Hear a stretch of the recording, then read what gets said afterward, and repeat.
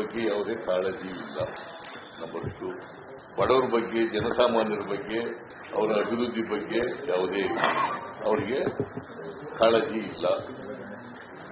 5 ವರ್ಷ ನರೇಂದ್ರ ಮೋದಿಯವರು ಯದ್ವಾ ತದ್ವಾ ಬೆಲೆ ಏರಿಸಿದ್ರು ಕೂಡ ಅದನ್ನು ಕಡಿಮೆ ಮಾಡಿ ಅಂತ ಹೇಳ್ತಕ್ಕಂಥದ್ದು ಮಾಡಲಿಲ್ಲ. ರಾಜ್ಯ ಸರ್ಕಾರಕ್ಕೆ ಅನ್ಯಾಯ ಆಗ್ತಾ ಇದ್ರು ಕೂಡ ತೆರಿಗೆ ಪಾಲಲ್ಲಿ ಅನ್ಯಾಯ ಆಯಿತು, ಬೇರೆ ಬೇರೆ ಇದರಲ್ಲಿ ಅನ್ಯಾಯ ಆಯಿತು, ಆದರೂ ಕೂಡ ಮಾತಾಡಲಿಲ್ಲ. ಅವ್ರಿಗೆ what moral rights number 1. Number 2, ನಮಗೆ ಬಹಳ ಜನ ಪಾರ್ಲಿಮೆಂಟ್ನಲ್ಲಿ ಸೀಟ್ ಕಡಿಮೆ ಆಗೋಯ್ತು, ವೋಟ್ ಕಡಿಮೆ ಆಗೋಯ್ತು. ನಮ್ಗೆ ಎಷ್ಟು ವೋಟ್ ಬಂದಿದ್ದು?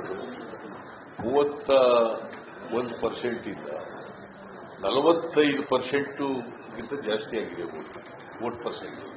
ಕಡಿಮೆ ಆಯ್ತಾ ಜಾಸ್ತಿ ಆಯ್ತಾ? 13%ಗಿಂತ ಜಾಸ್ತಿ ಆಯ್ತು. ಗೊತ್ತಾಯ್ತಾ? ಒಂದು ಸೀಟ್ ಇತ್ತು ನಮಗೆ 2019ರಲ್ಲಿ, ಒಂದೇ ಸೀಟ್ ಇದ್ದದು, 9 ಸೀಟ್ ಬಂತು. ನಾವು ಸೋತಿದ್ದೇವ? ಅವ್ರು ಎಷ್ಟಿದ್ರು 2019ರಲ್ಲಿ? ಎಷ್ಟಿಪ್ಪ ಇದ್ರು? 25 ಅಲ್ಲ, 25. ಈಗ ಎಷ್ಟಿದ್ರು? ಸೋತಿರೋರು ನಾವು, ಅವರು ಏನೇ ಹೇಳ್ತೀವಿ ನೀವು, ಅನಲೈಸು ಮಾಡಲ್ಲ, ಏನೂ ಇಲ್ಲ. ಅವರು ನಮಗಿಂತ .something ಎಷ್ಟೋ ಹೆಚ್ಚಾಗಿದ್ದಾರೆ ಅಷ್ಟೇ. ಅದು ಏನೋ ಅಲೆ. ನಾವು 31% ಇತ್ತು ಹೋದ ಸಾರಿ ಪಾರ್ಲಿಮೆಂಟ್ ಚುನಾವಣೆ, ಈಗ 45% ಹೋಗಿದೆ. ಗೊತ್ತಾಯ್ತಾ? ಸುಮಾರು 13%ಗಿಂತ ಜಾಸ್ತಿ ಆಗಿದೆ. ಒಂದು ಸೀಟಿಂದ 9 ಸೀಟ್ಗೆ ಹೋಗಿದ್ದೀವಿ.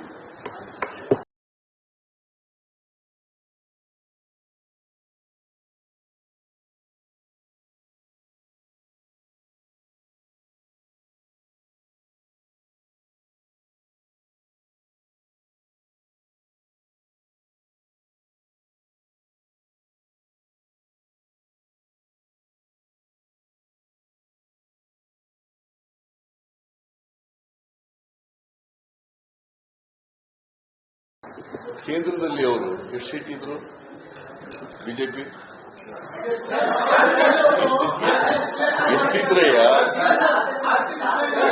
ಎಷ್ಟಿದ್ರಪ್ಪ?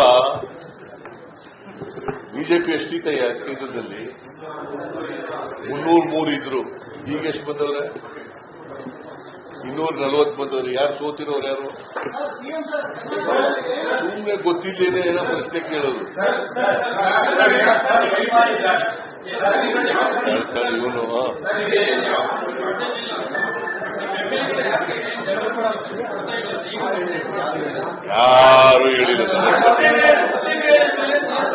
ಯಾರು ಹೇಳಿಲ್ಲ. ಯಾವ ಸಂದರ್ಭದಲ್ಲಿ ಹೇಳಿದ್ದಾರೆ ಗೊತ್ತಿಲ್ಲ. ನನ್ನ ಹತ್ರ ಬಂದು ಯಾರು ಕೂಡ ಅಭಿವೃದ್ಧಿ ಕೆಲಸಗಳಿಗೆ ದುಡ್ಡು ಕೊಟ್ಟಿಲ್ಲ. ಆಮೇಲೆ ಇದು ಮಾತ್ರ ಹೇಳ್ತೀನಿ, ಇದು ಬಡವರ ಕಾರ್ಯಕ್ರಮ, ಇದಕ್ಕೂ ಚುನಾವಣೆಗೂ ಸಂಬಂಧ ಇಲ್ಲ. ವೋಟ್ಗೋಸ್ಕರ ಮಾಡಿರ್ತಕ್ಕಂಥ ಕಾರ್ಯಕ್ರಮ, ಬಡವರಿಗೆ ಆರ್ಥಿಕವಾಗಿ ಸಾಮಾಜಿಕವಾಗಿ ಶಕ್ತಿ ಕೊಡಲಿಕ್ಕೆ ಮಾಡಿರ್ತಕ್ಕಂಥ ಕಾರ್ಯಕ್ರಮ. ಎಲ್ಲ ಕಾರ್ಯಕ್ರಮಗಳನ್ನು ಕೂಡ ಮುಂದುವರಿಸ್ತೀವಿ.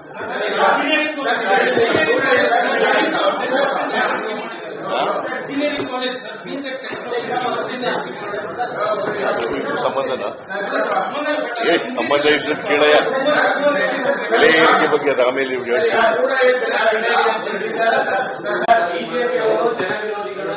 ಬೆಲೆ ಏರಿಕೆ ಮಾಡಿದ್ರು, ನೀವು ಪ್ರೊಟೆಸ್ಟ್ ಮಾಡಿದ್ರಿ, ನೀವು ಅದರ ವಿರುದ್ಧ ಹೋರಾಟ ಮಾಡಿದ್ರಿ.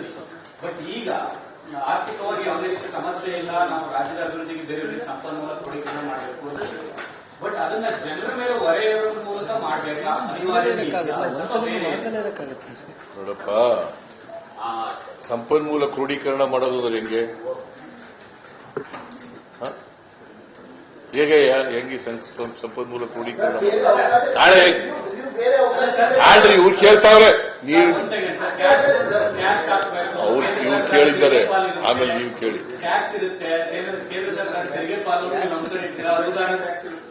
ನೀವು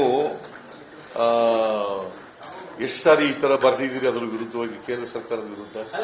ಎಲ್ಲ ನೀವು ಹೇಳಪ್ಪ, ನೀನು ಎಷ್ಟು ಬರ್ದಿದ್ದೀನಿ? ನಿಮ್ಮ ಪತ್ರಿಕೆ ಯಾರು? ಯಾವ ಪತ್ರಿಕೆ? ಆಯ್ತ್ರಿ, ಏನ್ ನಾನು ನೋಡಿದೆ ಟಿವಿನಲ್ಲಿ, ಏನ್ ಸರ್ಕಾರದ ದುಡ್ಡು, ಜನರ ದುಡ್ಡು, ನಾನೆಲ್ಲ ಟಿವಿನಲ್ಲಿ ನೋಡಿದೆ. ಅವರು ನರೇಂದ್ರ ಮೋದಿ ಅವರು ಇದೆಲ್ಲ ಎಕ್ಸೈಸ್ ಡ್ಯೂಟಿ ಹೆಚ್ಚು ಮಾಡಿದಾಗ ಏನ್ ವಿರೋಧ ಮಾಡಿದ್ರಿ? ಏನ್ ಬರೆದ್ರಿ? ನಾವು ಪ್ರತಿಭಟನೆ ಮಾಡೋದು, ನೀವೇನ್ ಬರೆದ್ರಿ?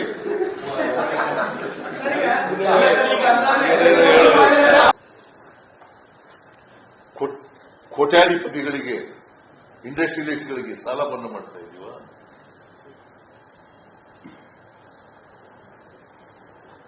ರೈತರ ಸಾಲ ಮನ್ನಾ ಮಾಡಿ ಅಂದ್ರೆ ₹1 ಸಾಲ ಮನ್ನಾ ಮಾಡಕ್ಕಾಗ್ಲಿಲ್ಲ ಇವತ್ತು.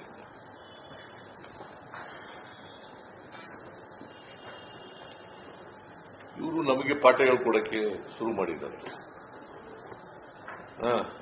ಈಗ ಕೇಂದ್ರ ಸರ್ಕಾರ ಎಕ್ಸೈಸ್ ಡ್ಯೂಟಿ ಇಂಪೋಸ್ ಮಾಡ್ತಾರೆ, ರಾಜ್ಯ ಮಾಡ್ತಾರೆ, ಕೇಂದ್ರ ಮಾಡಲ್ಲ. ಅದನ್ನೇ ಫ್ರೀ ಮಾಡೋದಕ್ಕೆ ಒತ್ತಾಯ ಮಾಡ್ತಾರೆ.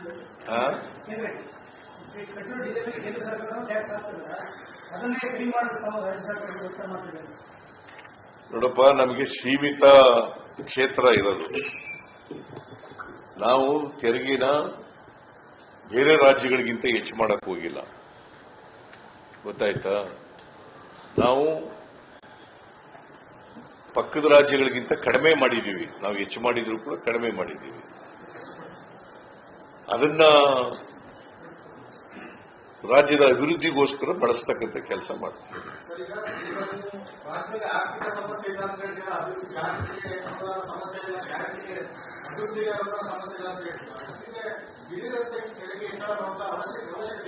ನಾನು ಪಕ್ಕದ ರಾಜ್ಯಗಳಲ್ಲೆಲ್ಲ ಜಾಸ್ತಿ, ಈಗ ಸಂಪನ್ಮೂಲ ಹೆಚ್ಚು ಮಾಡಬೇಕಲ್ಲಪ್ಪ.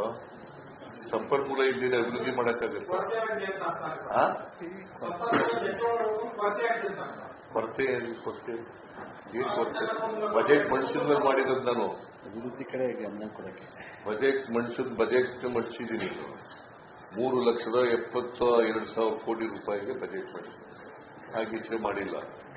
ಈಗ ಇರ್ತಕ್ಕಂಥ ಸಂಪನ್ಮೂಲ ಕ್ರೋಢೀಕರಣ ಮಾಡಲಿಕ್ಕೋಸ್ಕರವಾಗಿ ಮತ್ತೆ ಯಾರಿಗೂ ತೊಂದರೆ ಆಗದ ರೀತಿಯಲ್ಲಿ, ಪಕ್ಕದ ರಾಜ್ಯಗಳಿಗಿಂತ ಜಾಸ್ತಿ ಆಗದ ರೀತಿಯಲ್ಲಿ ಹೆಚ್ಚು ಮಾಡಿಲ್ಲ. ಇದು ನಮಗೆ ಸಂಬಳ ಕೊಡಕ್ಕೆ ದುಡ್ಡಿಲ್ಲ ಅಂತೆಲ್ಲ ಮಾಡಿದ್ರು, ಅಥವಾ ಗ್ಯಾರಂಟಿ ಯೋಜನೆಗಳಿಗೆ ದುಡ್ಡಿಲ್ಲ ಅಂತೆಲ್ಲ ಮಾಡಿದ್ರು. ಗೊತ್ತಲ್ಲ, ನಾಗಂತೇಳಿ ಕರ್ನಾಟಕ ಏನ್ ತುಂಬಿ ತುಳುಕ್ತಾ ಇದೆ ಅಂತ ನಾನು ಹೇಳಕ್ ಹೋಗಲ್ಲ.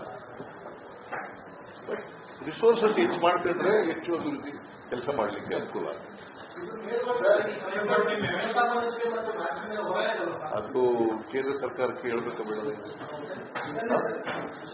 ಬಿಜೆಪಿಯವರು ಕೇಂದ್ರ ಸರ್ಕಾರಕ್ಕೆ ₹9.48 ಇದರಿಂದ ₹32.35 ಮಾಡಿದ್ರಲ್ಲ ಎಕ್ಸೈಸ್ ಡ್ಯೂಟಿನ ಬಿಜೆಪಿ ಮೇಲೆ. ಅಲ್ಲಿ ಹೇಳ್ಬೇಕು ಬೇಡ? ಹೇಳ್ಬೇಕು ಬೇಡಪ್ಪ.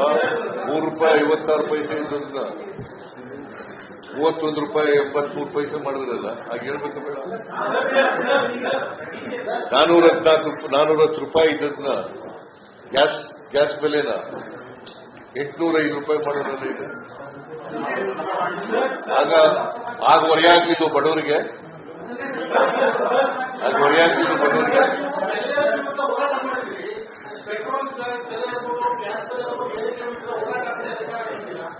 ನರೇಂದ್ರ ಮೋದಿ ಅವರು ಕೂಡ ಹೋರಾಟ ಮಾಡಿನೇ ಸರ್ಕಾರಕ್ಕೆ ಬಂದದ್ದು.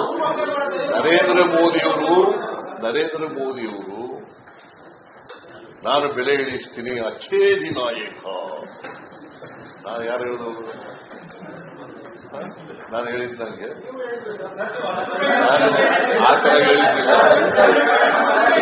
ಒಬ್ಬರು ಕೇಳಿ ನೀವು ಕೇಳ್ತಾ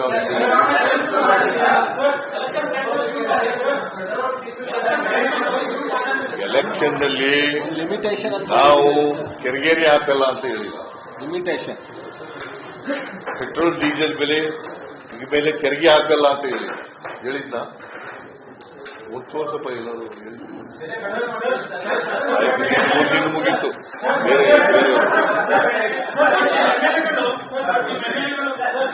ಗಾಡಿ ಇವರು ಚುನಾವಣೆಯಲ್ಲಿ ಕಾಂಗ್ರೆಸ್ಗೆ ಕಡಿಮೆ ಸೀಟ್ ಬಂದಿದೆ, ಹೀಗಾಗಿ ಗ್ಯಾರಂಟಿ ಯೋಜನೆಗಳನ್ನು ನಿಲ್ಲಿಸಬೇಕು ಅಂತ ನಿಮ್ಗೆ ಶಾಸಕರು ಸಚಿವರು ಯಾರು ನಿಮ್ಗೆ ಶಾಸಕರು ಸಚಿವರು ಯಾರ್ರೀ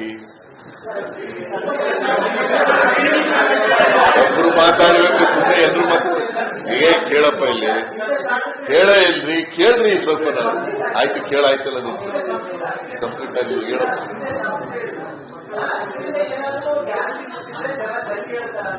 ಪೆಟ್ರೋಲ್ ಡೀಸೆಲ್ ಬೆಲೆ ಜಾಸ್ತಿ ಮಾಡಿದ್ದಾರೆ ಅಂತ ಬಿಜೆಪಿ ಆರೋಪ. ಅದನ್ನೇ ಹೇಳಿದ್ರು. ಫಸ್ಟ್ ಆಫ್ ಆಲ್ ಬಿಜೆಪಿಯವರಿಗೆ ಯಾವುದೇ ನೈತಿಕತೆ ಇಲ್ಲ. ನಂಬರ್ 1. ಕರ್ನಾಟಕ ಅದು ಹೇಳಿ ಅಶೋಕನಿಗೆ, ವಿಜಯೇಂದ್ರನಿಗೆ. ರಾಜಸ್ಥಾನದಲ್ಲಿ 104.86,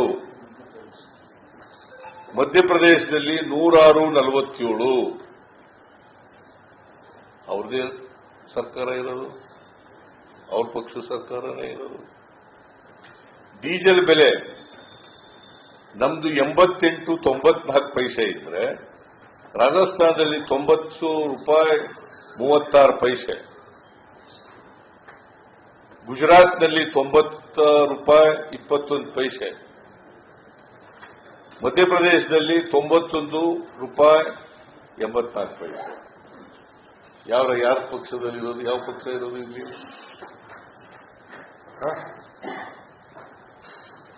ಬಿಜೆಪಿ ಅವ್ರ ಪಕ್ಷ ಅಲ್ವಾ? ಮತ್ತೆ ಅಲ್ಲಿ ಗಲಾಟೆ ಮಾಡಬೇಕಲ್ಲ ಇವರು.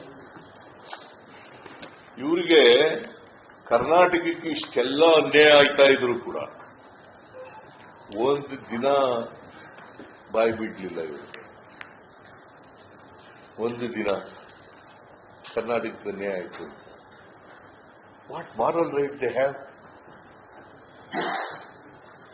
ಬಡವ್ರ ಕೆಲಸಗಳಿಗೆ ಕಲ್ಲಾಕದೇ ಕೆಲಸ ಇವ್ರಿಗೆ.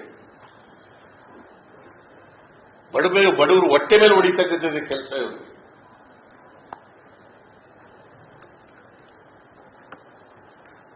ಸೊ ಅದರಿಂದ ನಾವು ಸ್ವಲ್ಪ ರಿಸೋರ್ಸಸ್ ಮೊಬಿಲೈಸ್ ಮಾಡಿ ಕರ್ನಾಟಕದ ಅಭಿವೃದ್ಧಿ ಅಂತ ತಗೊಂಡು ಹೋಗ್ಲಿಕ್ಕೆ ನಾವು ಪ್ರಯತ್ನ ಮಾಡಿದ್ದೀವಿ ಅಷ್ಟೇ. ಮತ್ತೆ ನಮ್ಮ ಇಷ್ಟೆಲ್ಲ ಹೆಚ್ಚು ಮಾಡಿದ್ರು ಕೂಡ ಪಕ್ಕದ ರಾಜ್ಯಗಳಲ್ಲಿ ನಮಗಿಂತ ಜಾಸ್ತಿ ಇದೆ. ಬಿಜೆಪಿ ಸರ್ಕಾರ ಇರ್ತಕ್ಕಂಥ ರಾಜ್ಯಗಳಲ್ಲೂ ಕೂಡ ನಮಗಿಂತ ಜಾಸ್ತಿ ಇದೆ. ಬಿಜೆಪಿ ಪಕ್ಷ ಇರ್ತಕ್ಕಂಥ ಸರ್ಕಾರಗಳು ಅಲ್ಲಿ ಕೂಡ ರಾಜ್ಯಗಳಲ್ಲೂ ಕೂಡ ನಮಗಿಂತ ಜಾಸ್ತಿ ಇದೆ. ಸೊ ಕೇಂದ್ರ ಸರ್ಕಾರ ನಮಗೆ ದೊಡ್ಡ ಅನ್ಯಾಯ ಮಾಡ್ತಾ ಇದೆ.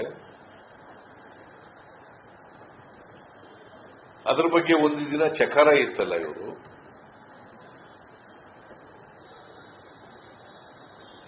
ನಮ್ಮ ತೆರಿಗೆ ನಮ್ಮ ಪಾಲು ಅಂತ ಹೋರಾಟ ಮಾಡ್ತಿದ್ದೀವಿ. ಇವರು ಒಂದು ದಿನ ಧ್ವನಿ ಎತ್ತಲಿಲ್ಲ. ಬರಗಾಲ ಬಂದ್ರೆ ಮಾತಾಡಲಿಲ್ಲ. 6 ತಿಂಗಳು ದುಡ್ಡು ಕೊಡದೇ ಹೋದ್ರು ಕೂಡ ಮಾತಾಡಲಿಲ್ಲ.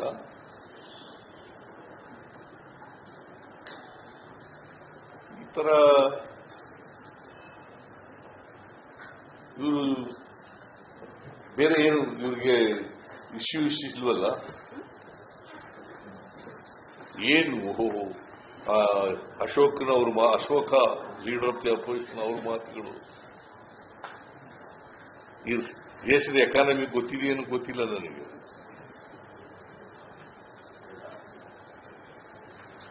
ವಿಜೇಂದ್ರ, ಆಮೇಲೆ ಈ ನಮ್ಮ ಯಾರು ಎಚ್ ಡಿ ಕುಮಾರಸ್ವಾಮಿ ದಂಗೆ ಹೇಳಿ, ಒಬ್ಬ ಕೇಂದ್ರದ ಮಂತ್ರಿಯಾಗಿ ದಂಗೆ ಹೇಳಿ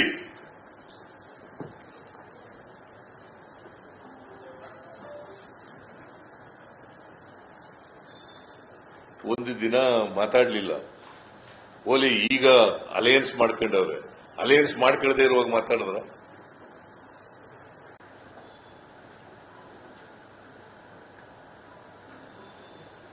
ಸೊ ಅದರಿಂದ ರಾಜ್ಯ ಆರ್ಥಿಕವಾಗಿ ದಿವಾಳಿಯಾಗಿದೆ. ಗ್ಯಾರಂಟಿ ಯೋಜನೆಗಳಿಗೆ ದುಡ್ಡು ಕೊಡಲಿಕ್ಕೆ, ಗ್ಯಾರಂಟಿ ಯೋಜನೆಗಳಿಗೆ ಎಷ್ಟು ದುಡ್ಡು ಖರ್ಚಾಗುತ್ತೆ ಗೊತ್ತಾ? ನಮಗೆ ಇದರಿಂದ ಈ ಪೆಟ್ರೋಲ್ ಮೇಲೆ ಡೀಸೆಲ್ ಮೇಲೆ ಬೆಲೆ ಏರಿಸಿರೋದ್ರಿಂದ ಒಂದು 3,000 ಕೋಟಿ ಬರಬಹುದು. 60,000 ಕೋಟಿ ಗ್ಯಾರಂಟಿ ಯೋಜನೆಗಳಿಗೆ 60,000 ಕೋಟಿ.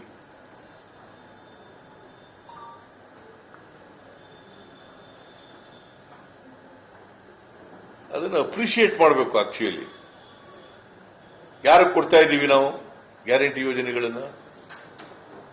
ಶ್ರೀಮಂತರಿಗೆ ಕೊಡ್ತಾ ಇದ್ದೀವ? ಇವರು ನರೇಂದ್ರ ಮೋದಿ ತರ ಅಂಬಾನಿ ಅದಾನಿಗೆ ಸಾಲ ಮನ್ನಾ ಮಾಡ್ತಾ ಇದ್ದೀವ?